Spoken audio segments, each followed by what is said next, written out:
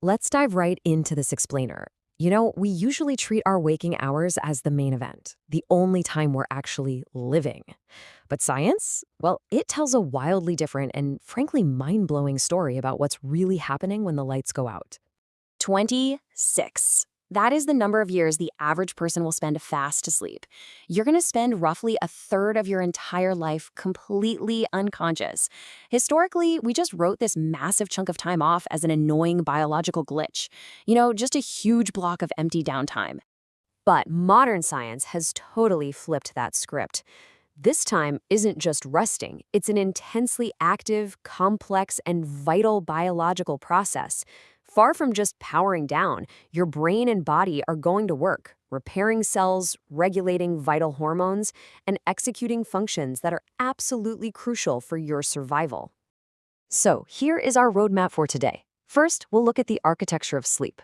Then, sleep and the brain, why we dream, the cost of deprivation, and finally, how to sleep better. Let's jump straight into Section 1, the architecture of sleep.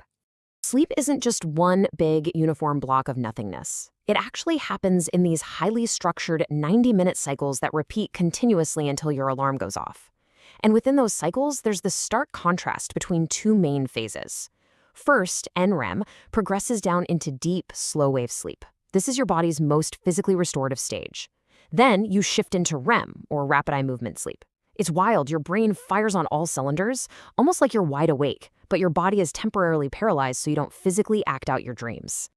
Moving right along to Section 2, sleep and the brain. So what is your brain actually up to during that deep NREM sleep?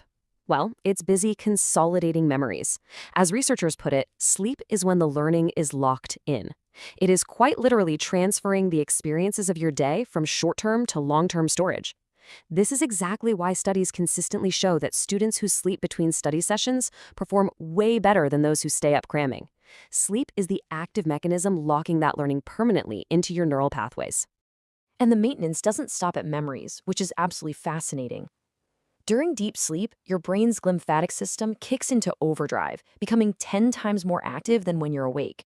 Think of it as a biological power washer. It flushes out toxic proteins like amyloid beta and tau that naturally build up during the day. These are the exact same proteins that accumulate in the brains of Alzheimer's patients, so your brain is literally washing itself to protect your long-term cognitive health. That brings us to Section 3, why we dream. We've been dreaming since the dawn of humanity, mostly during that highly active, paralyzed REM state. But the exact evolutionary purpose? It's still one of science's great puzzles. Right now, researchers point to two incredible theories. First up, emotional processing. REM sleep seems to create this unique neurochemical environment where stress chemicals drop significantly, allowing your brain to safely process difficult or traumatic experiences. The second theory is pattern recognition and problem solving. During REM, your brain forges creative connections between distantly related memories, bizarre connections your logical waking brain would normally just block out. Ever heard the advice to sleep on a problem? This is exactly why that works. Next up is Section 4, the cost of sleep deprivation. So what happens when we skip out on those vital 90-minute cycles? The drop-off is immediate. Get this, after just 17 hours without sleep, your cognitive performance degrades so much it's equivalent to a 0.05% blood alcohol level. We all know how dangerous drinking and driving is, right? Yet countless people routinely push through 17-hour days, sitting behind the wheel or making critical decisions, carrying that exact same level of cognitive impairment. But chronic sleep restriction is probably the sneakiest part. If you regularly sleep 6 hours or less a night for 2 weeks, there is a massive, terrifying gap between how you think you feel and your actual objective reality. Objectively, people with this restriction perform on cognitive tests just as poorly as someone who has been awake for 24 hours straight. But subjectively, they report feeling only slightly sleepy. We completely lose the ability to judge our own severe impairment. Finally, Section 5, how to actually sleep better. Okay, knowing all the incredible benefits of deep sleep, how do we genuinely fix it? It boils down to 3 straightforward, biologically grounded steps. Step 1 is consistency. Going to bed and waking up at the exact same time every day. Yes, even on the weekends, is the absolute foundation for regulating your circadian rhythm. Step 2 is light management. Getting bright light in your eyes in the morning anchors your internal clock, and avoiding bright screen light in the evening stops you from delaying melatonin production. And step 3, caffeine management. Caffeine has a staggering half-life of 5 to 7 hours. If you down a coffee at 3 p.m., half of that caffeine is still actively circulating in your brain at 8 or 9 p.m., literally blocking your ability to fall into restorative deep sleep.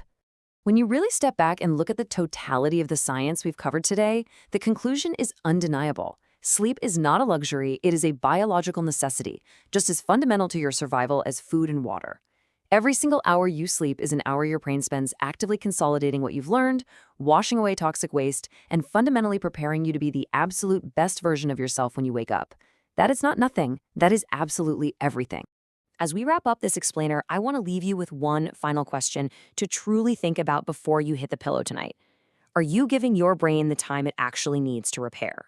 Use this knowledge, protect your 90-minute cycles, and start viewing your sleep not as lost time, but as the fundamental bedrock of your waking life.